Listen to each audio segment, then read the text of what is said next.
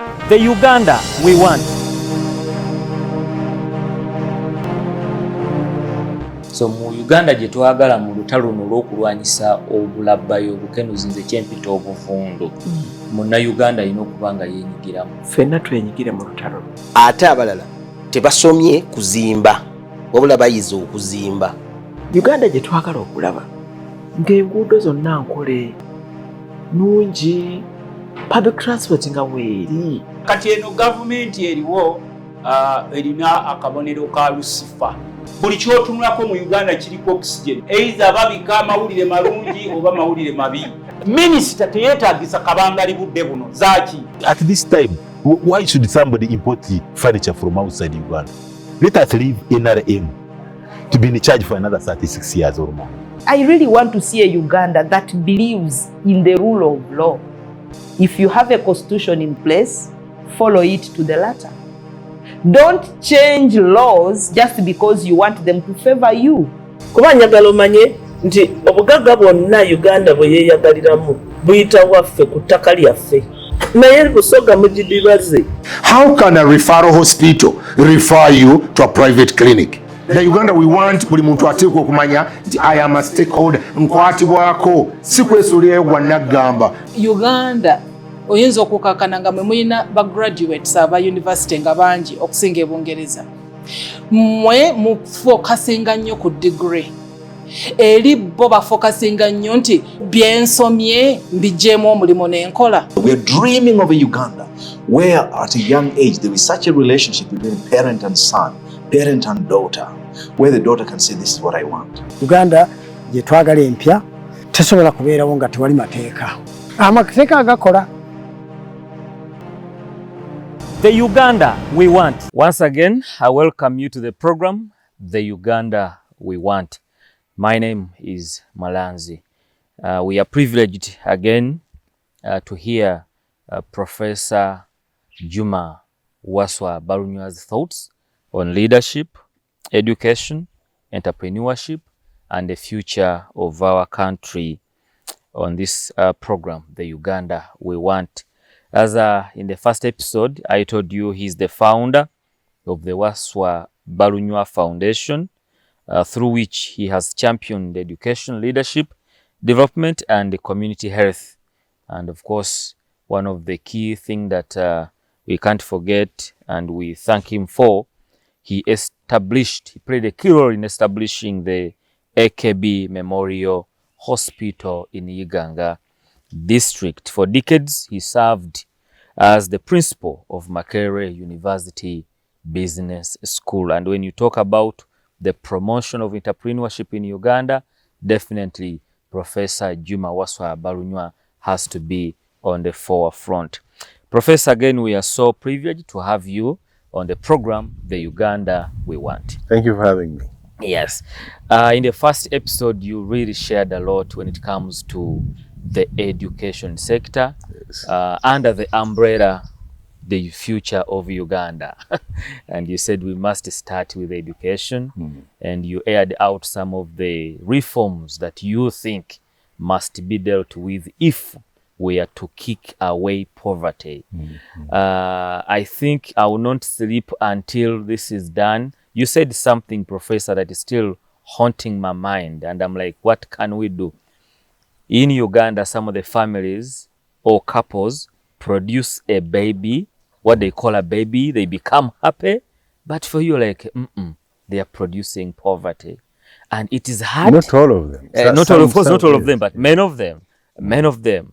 If we have that 80% who are vulnerable, we named them vulnerable poor. Yes. Yeah, so it is not good to hear, and I think it's what you want us. We shouldn't embrace it. We shouldn't be happy with the poverty we are in. We must do something. Now, Professor, you talked about the education system as it's filled with majority of our population are still illiterate, even if we hear statistics that are showing us we are okay, but for you, you're saying no, because you are in education. Now, having thousands of young Ugandans who graduate every year but still remain unemployed is still are you going to tell me the problem is the education system that is training us to become job seekers, not job creators? Is there something that we can do with the unemployment that we are sunk in as a nation? Well, you should be more worried if that bulk of the, like I told you, if 100 people enter P1, only 30 do PLE. What happens to 70? They don't get to PLE. Not that they don't pass, they don't get there. And how many go up to university? We are in now. We should be saying 10. If you are going by 100, No, even it's less than that. even less than 10. It's about 2%. Yes. I was a commencement speaker at one of the universities, private universities, and I went there and I found out that 2025, you could Google it, the number of students graduating in universities in Uganda was approximately 100,000. 100,000 graduating, with Makerere having the biggest number. Yeah. Now the rest are Now, having 100. just go back, look back. How many entered P1? They're in millions. The figures are there. Yeah. They were 1.76 something million. So what happened to 1.6 million? Yeah. Where are they? You know? So don't get worried by this small number getting out of the university. You should get worried about the biggest number that doesn't make it. Yes. Yeah, I get you. Now, let me say this to you. Who is responsible for your food, your dress and everything? Who is responsible? Me? Me. Yes, me. Yes, yourself. Yeah. I'm responsible. You're responsible. Yes, me. You are responsible for your food, for your clothing. Yeah, everything. Now, poverty means absence of income. So if you don't have an income, you cannot get those things. So who will now help you? Someone else has. Someone else has helped you. Yeah. That is likely to be government or an NGO, but it is not their job. Or the foundations. Yeah, those are the non-profit. They also come in. The non-profit. Yeah, the non-profit. So it is your responsibility as an individual to look after yourself. Give yourself the best that you want. And to be able to do so, you either have to seek employment or create it. You only have two options. You have two options. Seeking an employment or creating an employment. Yes. Now, some studies have been done globally. And they've found that the people who create jobs are entrepreneurs. Abatandisi business. The business. They're entrepreneurs. And listen to these figures. In America, only 7% of the population will start businesses. Woo. Out of the 300 million Americans. I mean only 7%. 7%. Just take it and say, of course they are the young ones, the old ones. But essentially, what we call the entrepreneurial abilities, entrepreneurial index, that is starting businesses, only 7%. If you put 100 people, American somewhere, only 7% will start businesses. What does that mean? Out of that 100, 93% must seek jobs. They are relying on the 7 to get something to do. I get you. Europe ranges between 9 to 15%. Oh, yeah, it's much higher than the US. Yes. Uganda is 30%. Ooh, that's very good news. 30%. Of those that When you put 100 people, 30 will start a business. That is wonderful. yeah. I'm waiting for what is coming up next. Now, the essence of business is to provide a solution to the needs of the people. You want a beautiful tie like that to be able to look smart. You want a jacket, you know, to be able to cover yourself. Yeah. Somebody must produce it for you. In Uganda, we produce for ourselves. The food we produce for ourselves. For ourselves. We don't think of Malanzi may need this. Yeah. So, business people are providing solutions to the problems you have in society. Just in this program, Professor, we already have a problem that someone can address if he's business or if he's an entrepreneur. Yes. If this man is doing the Uganda we want, Yes. Professor has put on a cape.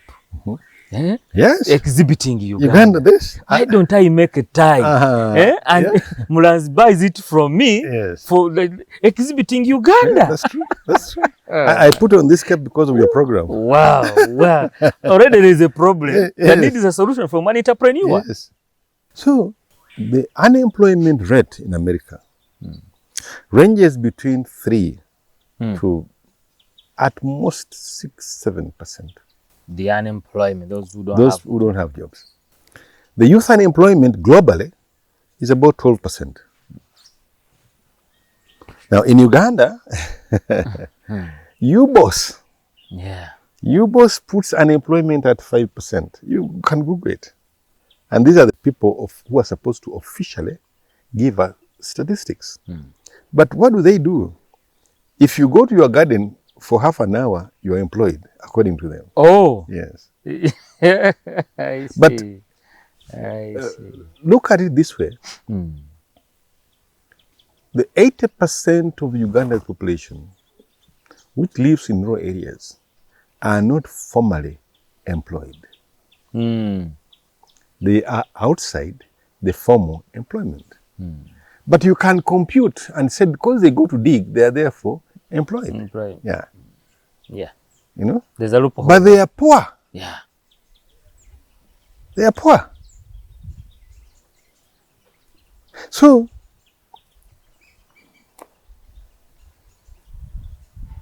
development comes out of knowledge. That knowledge being able to be exploited to create products.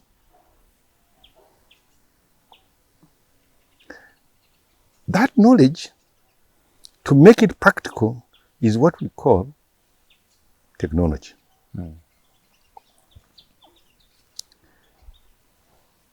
We are here. I have a blog, and I have a podcast. You know, I'm able to reach many people on my podcast. But there is technology involved that breaks down your knowledge into smaller particles. And avails it to people. Wow. Okay? Yeah. Now, if that technology was not there, I have over 500 episodes on my podcast. And I think, if I'm not mistaken, I may be the only Ugandan with that number.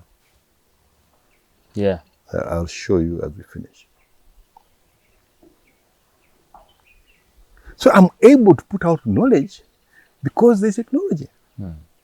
I'm able to reach so many people because there's technology. Now, when Steve Jobs was establishing the company, Apple, you know Steve Jobs is responsible for producing that computer, the PC, influenced largely transforming from the huge IBM machines to a personal computer. In less than 10 years, he had over 4,000 employees. Today, if I'm not mistaken, Apple has over 200,000 employees. And they've brought you a phone which does so many amazing things. And every year they are coming up with the new versions. Yeah. Upgraded iPhone. I'm an old man now. When I was born, my mother and the whole village were using hoes for agriculture. Today, we still use the hoe for agriculture. And you expect to be among You see the problem now? the employed. So, Yeah. our technology has not changed.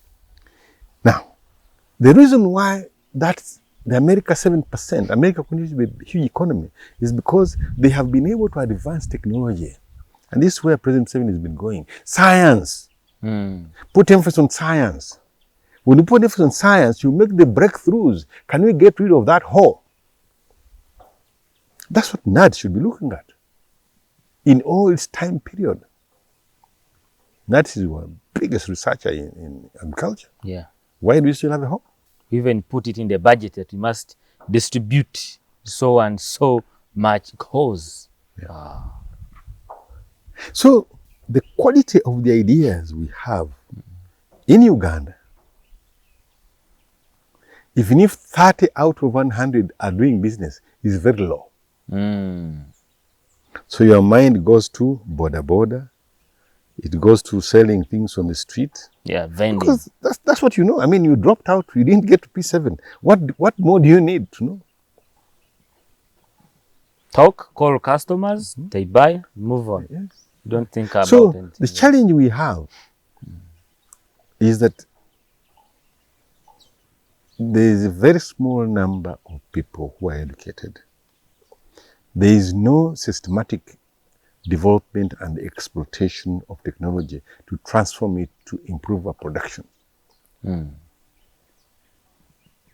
So Uganda, as largely an agricultural country, 80% of the population in agriculture.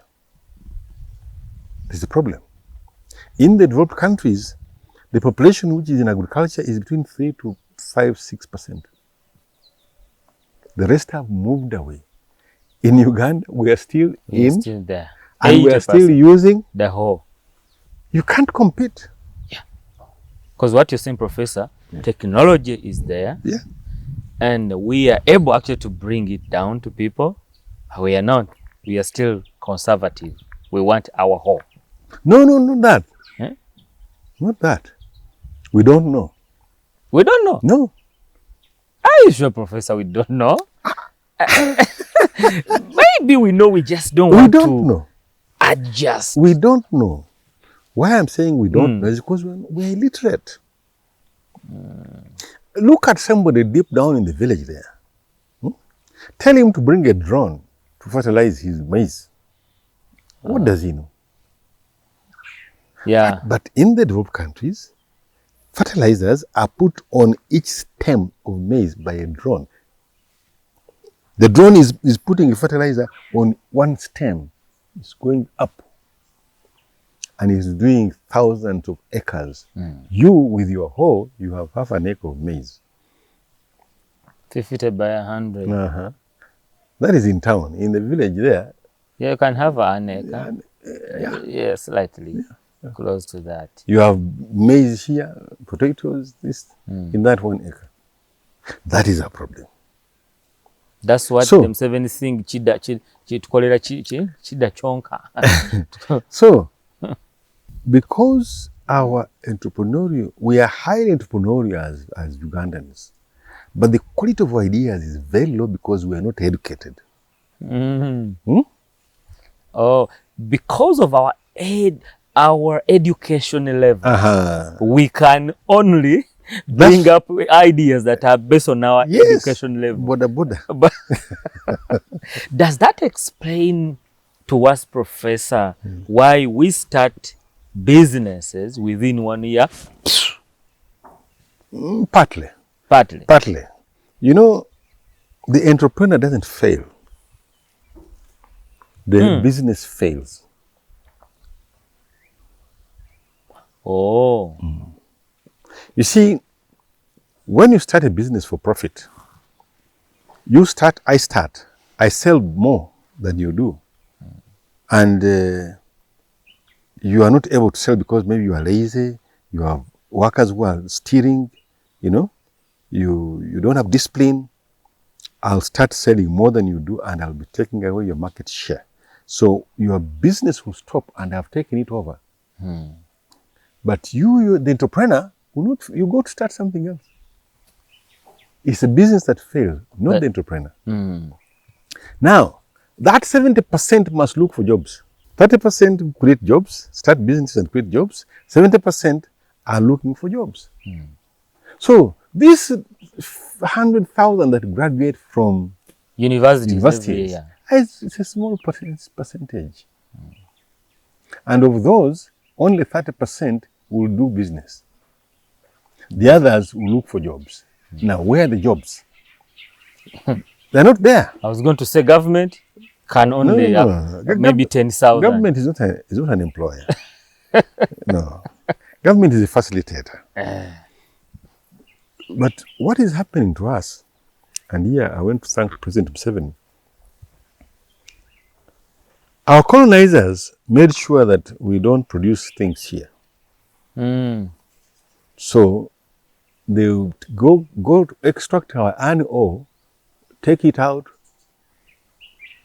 The process of extraction creates jobs. True. When you get this mineral and you take it outside, the good jobs, high value jobs are exported. Then you re-import steel. Okay? So when Seven says produce here, he's saying don't export our jobs. So the colonial governments and countries, colonizers, made sure they took away things in a raw format. I want you to pick that Nescafe tin. Please pick it. Producer, help me with this tin of Nescafe here.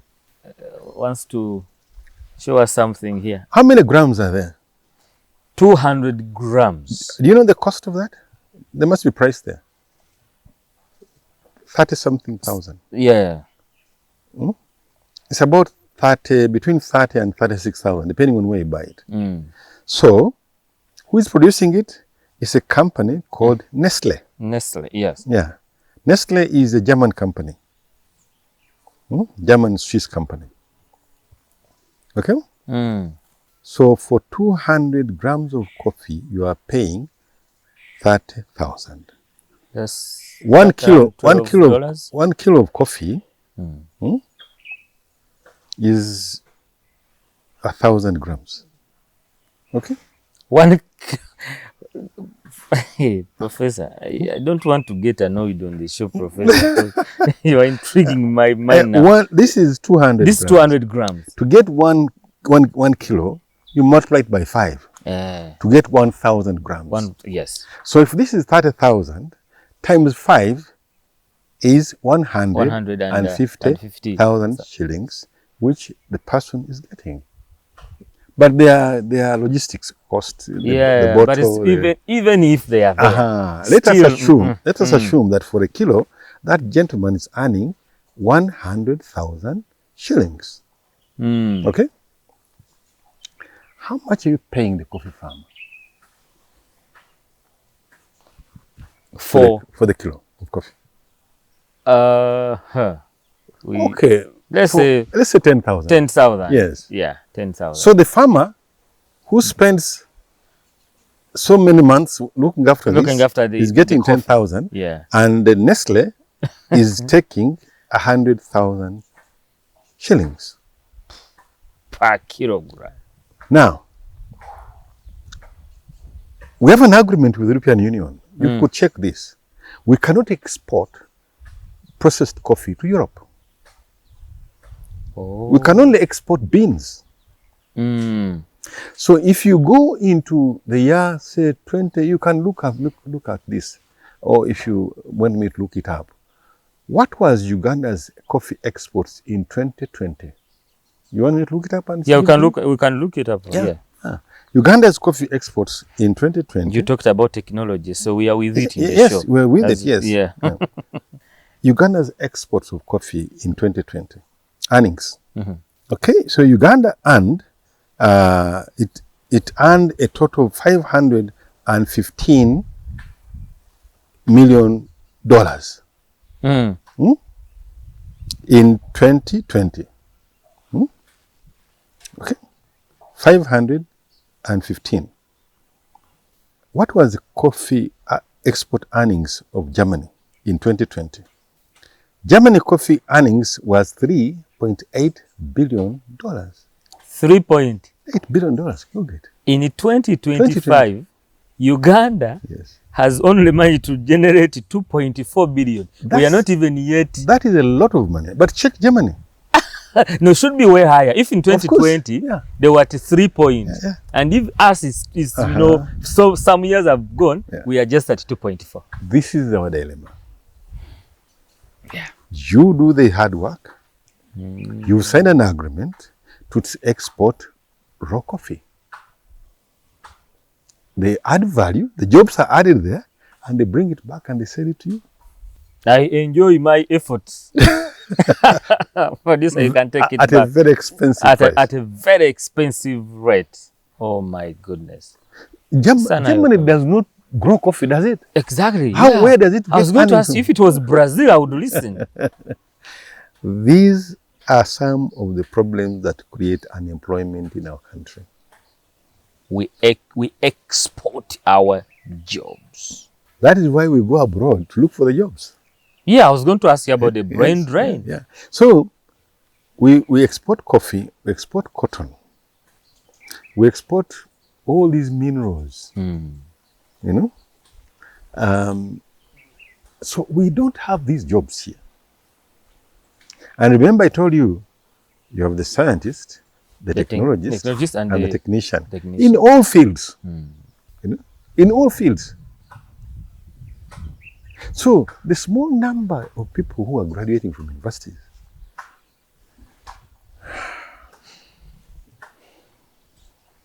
they are in an environment where technology absorption is very low. Therefore, even for them to start thinking about jobs, those who have got degrees and on the street is because the jobs have gone abroad. Oh, and they are unable right now to go find them. Yeah.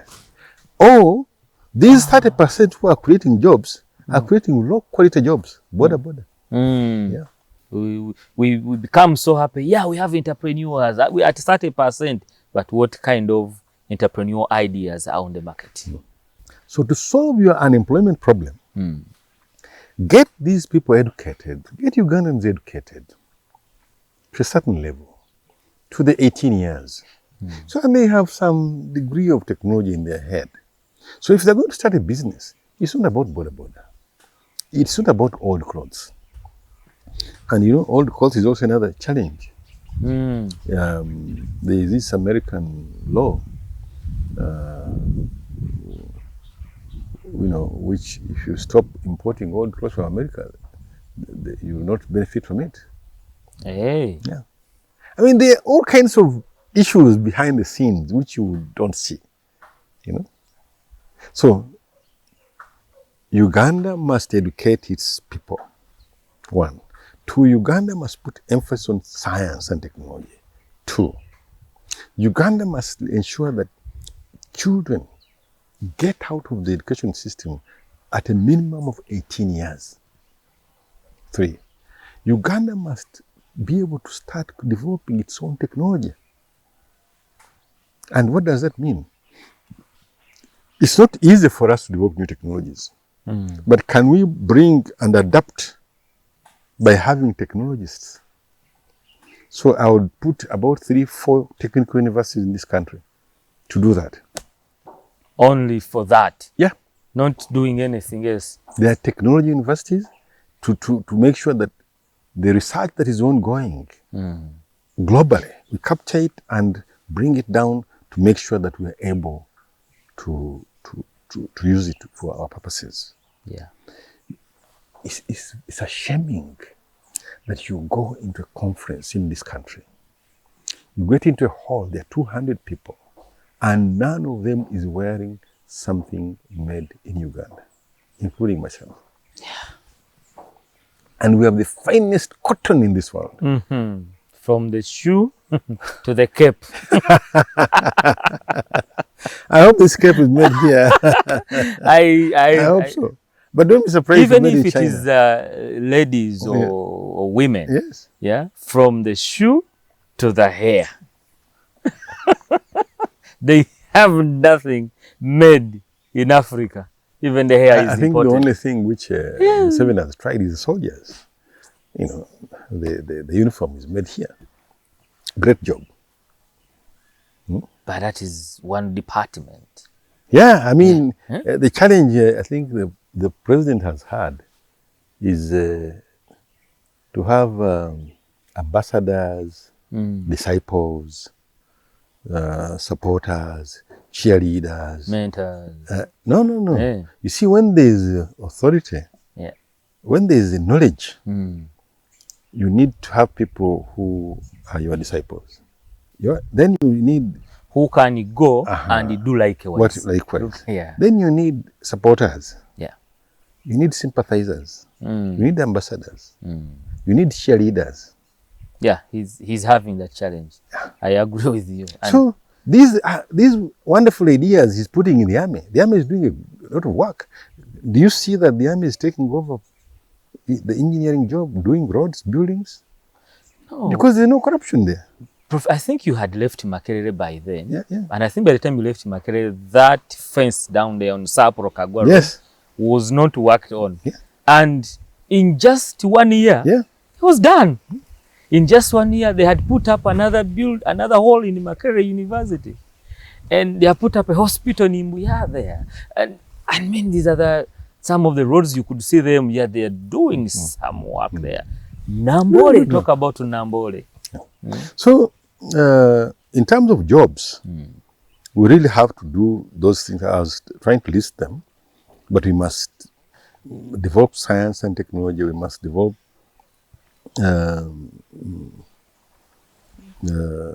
technologists. We need some technical universities to be able to do this. And we must be firm. We must revise these policies that have made us export raw materials. We must be firm. We could do this through the African Union, but we can't. Because? Why can't we? When we go to the African Union and we say Africa should not export certain things. Coffee, for instance. You'll go to the International Coffee Agreement and they'll kick you out of that agreement. You who is making noise. Or they will overthrow you.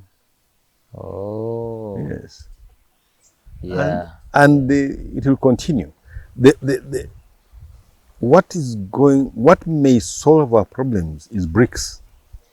The emergence of BRICS, where we can take our coffee, which is value added, may be part of the solution.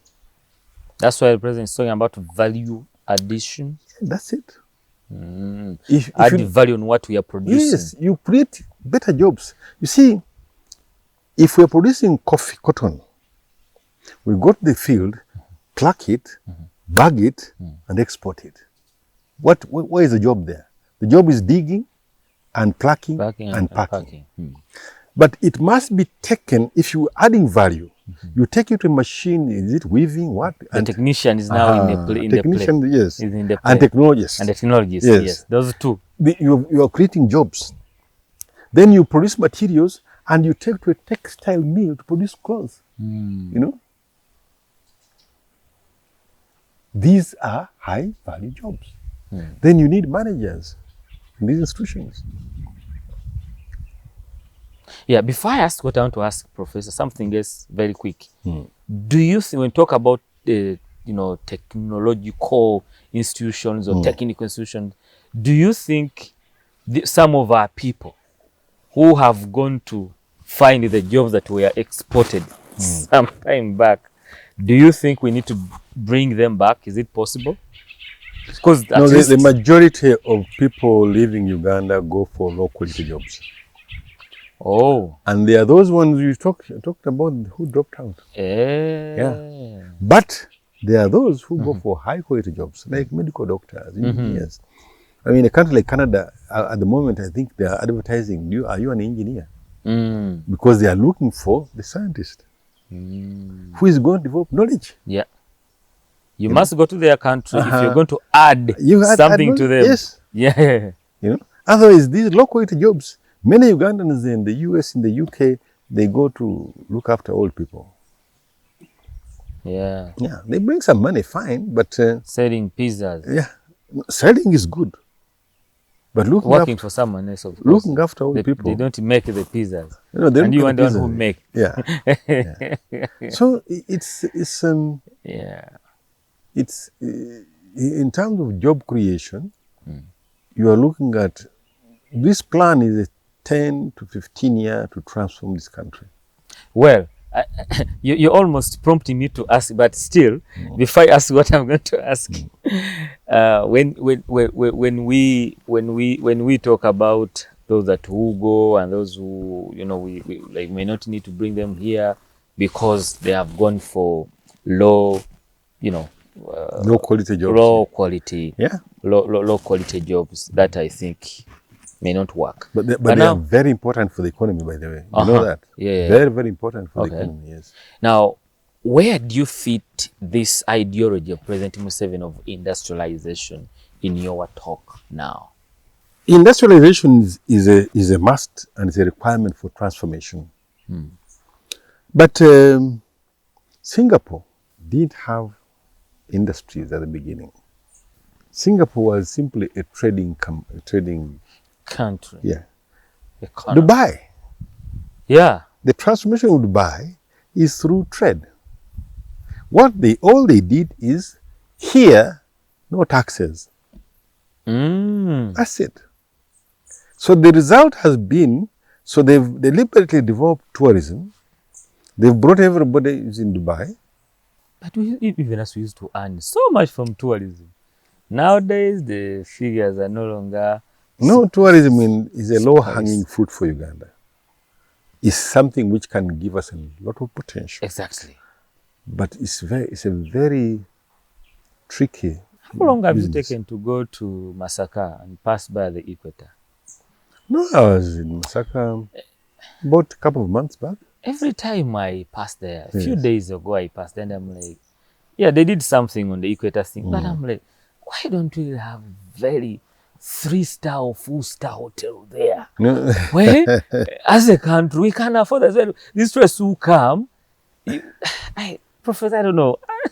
Well, tourism, I do the Uganda like when they're seeing tourism, a low-hanging fruit is something we can benefit from as a country very, very quickly. What we need to do is make sure that we are investing properly in it. Yeah, and developing facilities. And you know what's funny? These Bazungus who come here don't want the facilities you're talking about. Hey. No. You want funny things? Yeah. They want sleep on that is a new experience. Yeah. I mean, put a twin back across house on the equator. Yes. Yeah. That's what they're interested in. Yeah. And tourism is a story you tell. It's not much. It's something that really can be developed. The challenge we have is attitude of the Europeans who come here. Oh. You see, in America, every day they are shooting somebody on the street. You go to New York, you can Google how many deaths in New York City every day. How many deaths in New York City every day?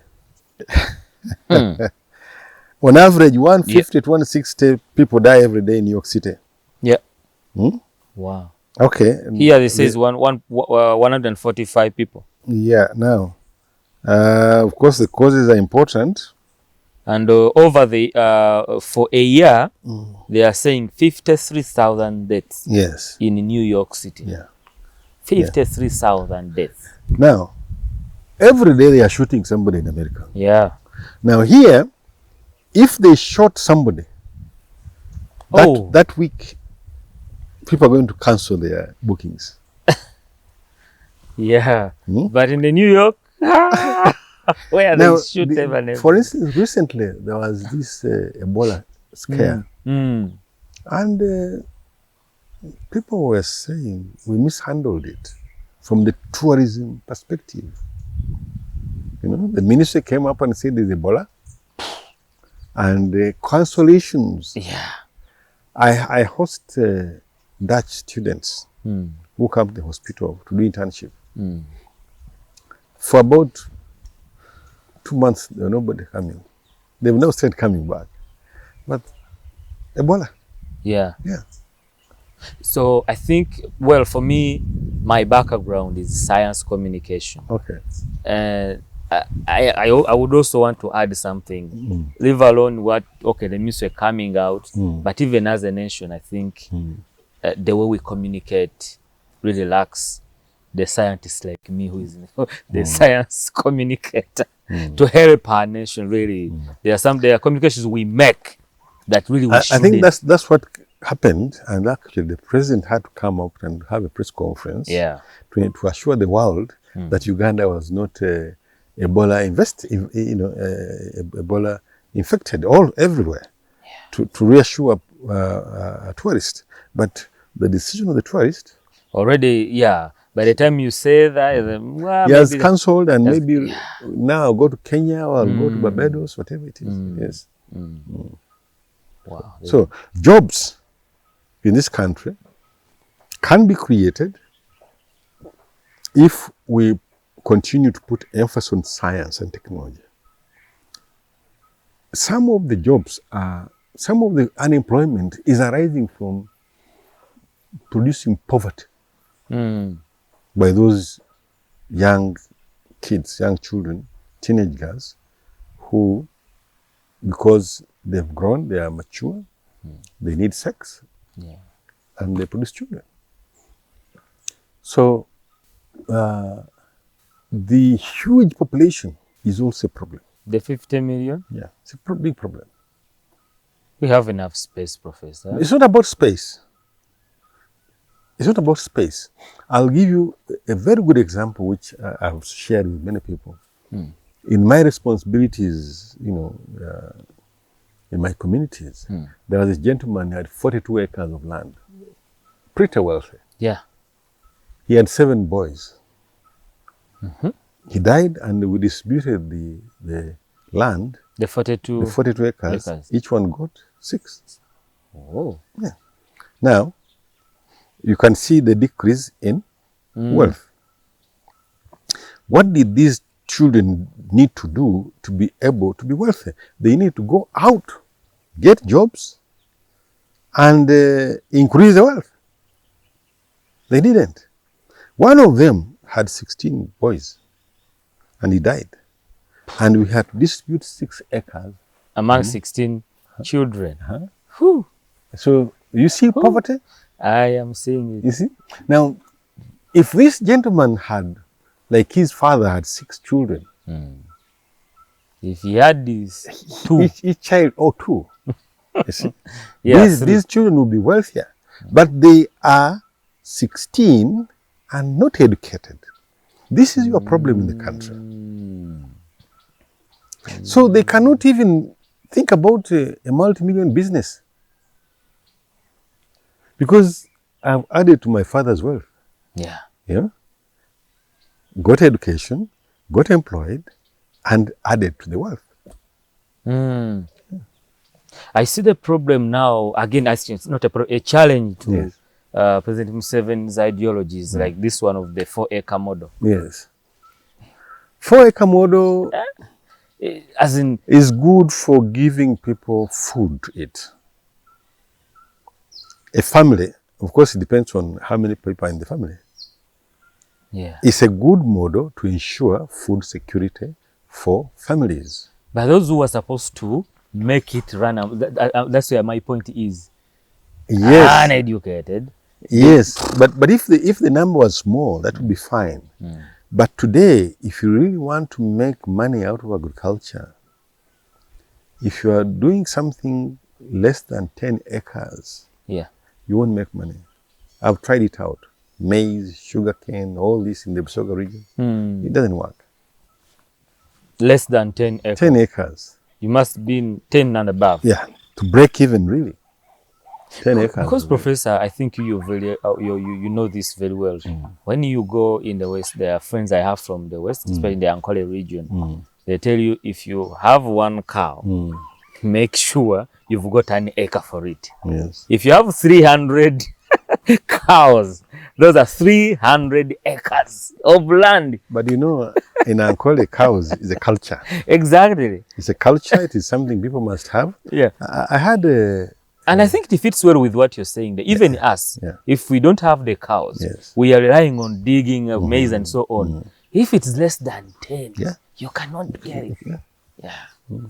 So it's of course, this is what Museveni has been trying to tell the Banyankole to stop, migrating. But you tell a Banyankole, the successful one who doesn't have cows, he's not successful. Because cow is a symbol of success. But that's what you need to transform. If that person who has got these 100 cows or so is not keeping them for prestige, but he's keeping them for economic wealth, it's a difference. The same with the Musoga with a farm of sugar cane. I don't No. Sugar cane is not a pride in Busoga. What is it in Busoga? I think then, if you had groundnuts. Groundnuts on 20 acres. No, nobody would have. Nobody would. But we can. You can as a business. As a business. That's what I'm saying. As a business. Yes, you can. In Uganda here, coffee and matoke. Actually, coffee. Busoga had matoke. But what happened? It moved. Like it's moving away from Uganda. You need to find out why is matoke dying in Uganda and it's moving to Mbarara. Mbarara was not originally matoke producing area. It was mainly cows. And even I remember in our home, our mother had a huge banana plantation. Wow. Possibly 10 acres or more. From what I see now. But they were still producing for self-consumption, not for sale. But cotton, they used to produce for sale. And they would have 20 acres. And really, it was a big job. 20 acres of cotton. And that was economical. Today, it's not possible. Well, Professor, in the first episode and this second episode, the thing that you have shared with us, they are going to lead me into the third episode, hopefully when you give us time to come back to your home and we discuss about that. What I see, we must be having a leadership challenge here. We must be having a leadership challenge here. And you are a leader who develops other leaders. When we return the third episode, we'll start from there and see how it goes. Well, allow me put Professor under rest. He has not retired and is not tired. We'll have him in the third episode. Thank you. My name is Mulanzi Robert. We sign out.